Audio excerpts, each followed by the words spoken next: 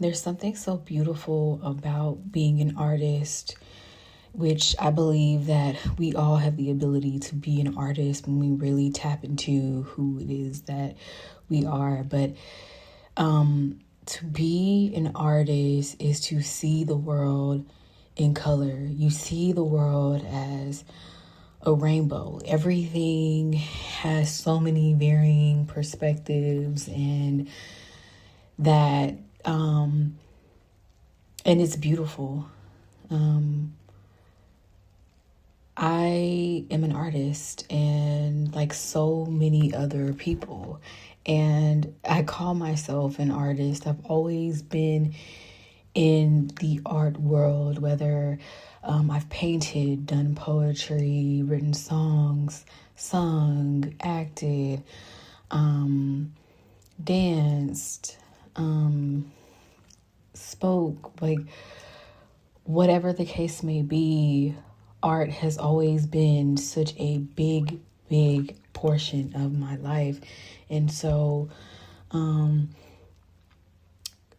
I have always seen the world in such a unique viewpoint because I've always been into art. And I have this very unique ability to, like, I love science as well, which is more factual and all these different things. But even science has this nuanced piece. And so I believe that scientists are artists as well, the way that they are able to look at the planets and look at all these different things from their brain, and how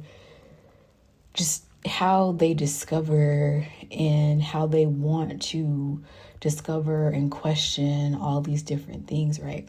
And so artists are very similar. And so I feel like as artists, we see the world in color. And I see it as a rainbow. And I'm somebody who, I say that, like, we are all on a spectrum, right? Like, whether, like, some of us like lean more one way than the other. And so, and you hold true to what it is that you believe, and also have the ability to open up your mind to other things and respect it, whether or not it resonates with you or not, right? You can respect it. And so, I don't know where we ended up with only seeing things in black and white. And I was in the military at one point where, being in the military, you are required to do things a certain way, structure, like it's all about structure, discipline, which I think is absolutely necessary, and I think it has a place. But what I noticed about being in the military is that your creative brain tends to disappear. And I started noticing this pretty quickly after basic training, of how your creative brain just kind of becomes non-existent. You begin to see things in black and white. And I think it is almost intentional when it comes to being in the military, or probably even law enforcement, or anything that requires you to basically break down who you are, and become something different when it comes to an organized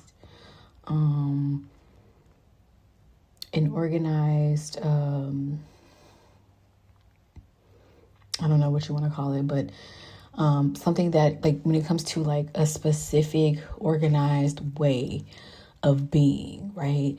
And so I saw how the creative brain literally begins to disappear because all you have focused on is your routine. And routine is something that I think is absolutely necessary, and it's pivotal in how we move and how we're able to accomplish things. But also, I feel like there is a disruption that happens to the creative side of our brains when all we become obsessed with, or all we, not even obsessed with, but all that we become consumed with is routine and discipline and structure.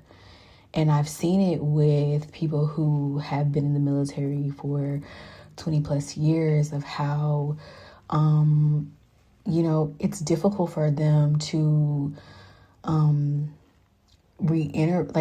it's difficult for them to reiterate back into society because of that organized structure that happens when you are in the military. And even if you haven't served for over 20 years, I served for about almost 8 years, and it was also difficult for me because there's a process that happens where you literally become like a robot almost, basically. That's like the easiest way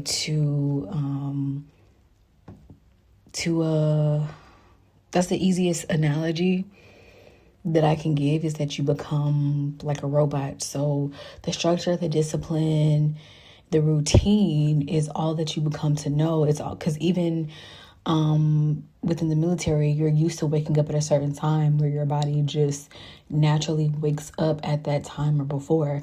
It's rare to oversleep unless your body has gotten to a place where you are extremely exhausted, which does happen. Which is a whole another topic within the military system and all of that as well. I won't get into, but I could, but not in this moment. And so, but as an artist, you see the world in color. And I think one of the things that I had to get back to was seeing the world in color. And it was beautiful. And it was a process of seeing the world in color. And it's like I have my things about myself that I stand 10 toes down on, that I don't change, that I absolutely love about myself, that I love to continue going forward within my life, that are integral parts of who I am and have always been. But getting back to this space of viewing life in color, which meant for me getting back into my creative bag.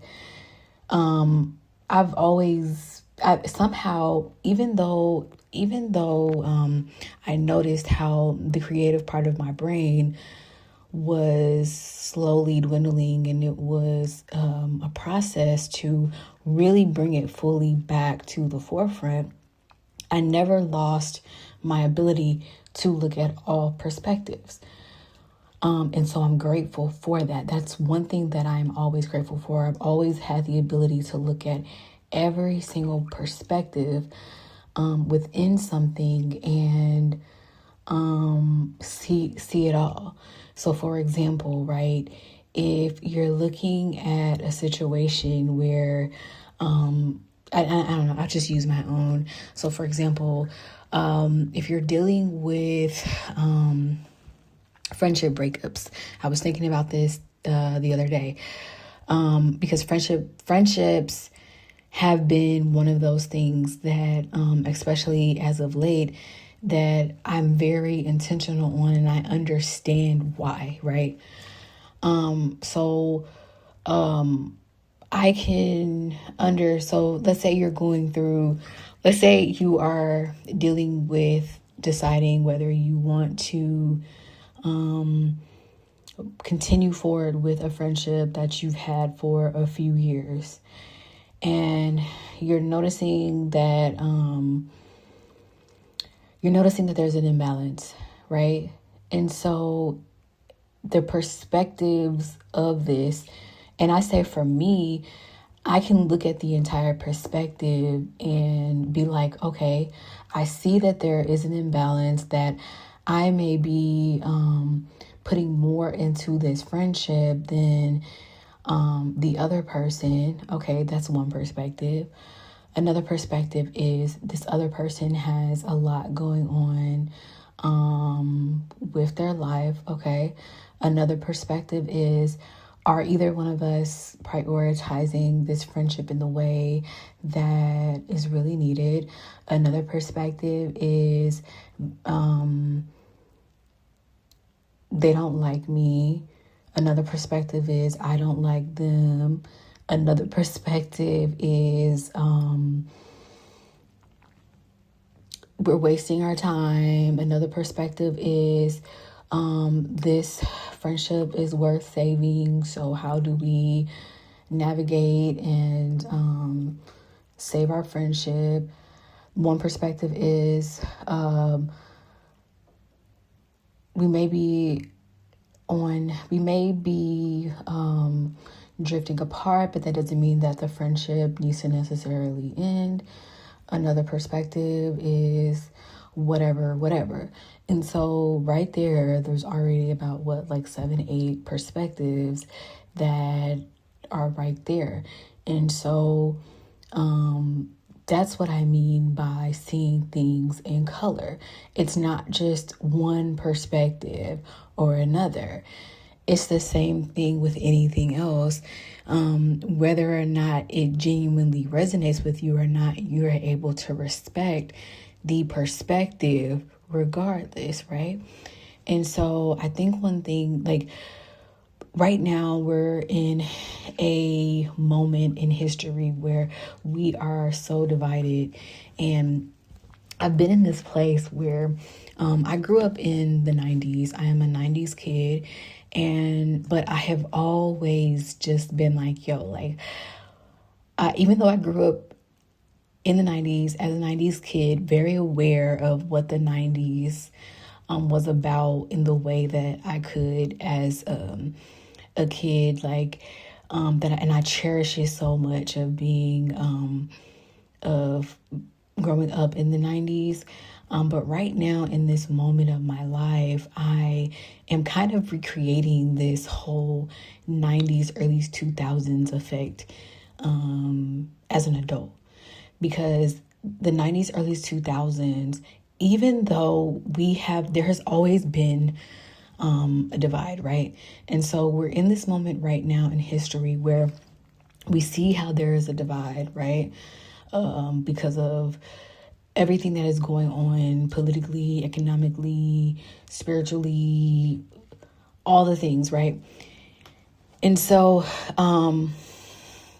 but also there are people who are fighting to unify us as a people in an even better way, because we see how this has become a repetitive thing, right? And so I go back to the 90s reference because although, once again, the 90s was divided, we had things like Rodney King, we had things such as several civil rights movements happening, the bombing at the Olympics, which I actually attended. There were all these different, wars, what was it? The Gulf War. We had, we were still reeling from the crack epidemic, all these different things that were happening within the 90s, but also we had such this beautiful moment that was happening within the 90s that was kind of helping to turn the page a little bit on creating unity within the world. Michael Jackson, I believe he came out with, did he come out with, I don't know. I'll have to look and make sure. But I don't know if you guys remember that song with all the artists. It wasn't Michael Jackson that came up with it, but I think he may have come up with the idea. But anyway, we are the world, we are the children, we are the ones to make the brighter day. So let's start living. Where all the celebrities got together and sung this song, and it was for the world. It was for the world. And so I have this sweatshirt that says world peace on it that I absolutely love. I wear it basically every week. And so it's just one of my favorite sweatshirts to include my empathy sweatshirt. Anyway, if you've seen my videos, you've probably seen me in one of three sweatshirts that I wear all the time. One is the world peace, one is my empathy sweatshirt, and one is my alma mater that I went to. So anyways, the whole point of it is that there was a moment in the 90s where people were getting together to help unify the world because they began to see that the world was suffering and the world needed hope and love and grace and peace and all these different things. And so I say all this to say is that right now we are in a moment where we are able to do that and hopefully sustain it. And I said this just a little while ago, is that we've had these moments. I mean, you can think back to the 60s and 70s with Woodstock. You can think back to the 90s. You can think back to like the early 2000s. You can think back to before the pandemic. You can think back to even like the 1930s, 40s prohibition era, where there was these pockets where it was a lot of division happening. And like the 50s, the 60s of the civil rights movement, there were all these different pockets of where people were trying to create art that unified the world. And if you noticed, the unification would happen for a moment, and then we would all go back to our regular scheduled program, which is division. And there was something that there was a clip that I commented on about the fact that I basically said, because one of the speakers in the video clip was basically talking about how we have to move away from race and like we all should just be connected. And although I think that is true, in order to actually move away from talking so much about race, about sexual orientation, about this, that, and the other, about class, about race, about sexual orientation, about classism, about sexism, about all these different things, is understanding that until these things are truly resolved and we are actually unified permanently, can we stop talking about race and sexual orientation and all these different things. The reason why we talk about these things is because there is a need for everybody to be free. Everybody should be free. Everyone should be free to be who they are and have the job that they want, live the life that they want, regardless of their skin color. Everybody should love who they want to love, regardless of their sexual orientation. Everybody should have the same access, equity, have the same access to care, health, housing, and all these different things, regardless of their income. Everybody should be free from sexual harassment and assault and be listened to and respected regardless of whether they are a woman or a man, or non-binary, and so on. And so until these things are permanently rectified, can we actually move away from talking? The thing is that yes, we are all human, but the problem is that many of us are not treated as if we are human. And so there the problem happens of where we have to continue to talk about our race, our sexual orientation, our class, our and all these different things, because it will be resolved for a moment and then we go back to our regular scheduled program. And I've noticed this trend throughout the world, right? Of how, if you notice different places throughout the world of how they mimic, and I don't use mimic in a negative way, but they mimic the United States, right? And I think we need to understand as a nation is that we as a nation here in the United States, we set the tone. And I wonder if a lot of people really understand how we set the tone as a nation across the world. If you go to all these other countries, you'll see how places are beginning to look just like the places here. You can go to cafes and restaurants, and the shops are very modernized and this and that and the other, the way that it is here. Maybe it's to attract more U.S. Tourists or European tourists, or maybe it's, I don't know, but just let that sink in for a moment, like, and so I've noticed that, and how, and I'm just like, I hope that, and I don't think that there's necessarily anything wrong with it if that's what they want to do genuinely, but I hope that they don't lose their own ethnic and cultural sensibility of who they are, in the same breath, because like, you know what I'm saying? And I think it's so important to really just never lose your sensibility of who you are, regardless of who you are. I have clients who are of all backgrounds and races and income levels, job titles, whatever the case. And so I am constantly, but that's just something, and I love it.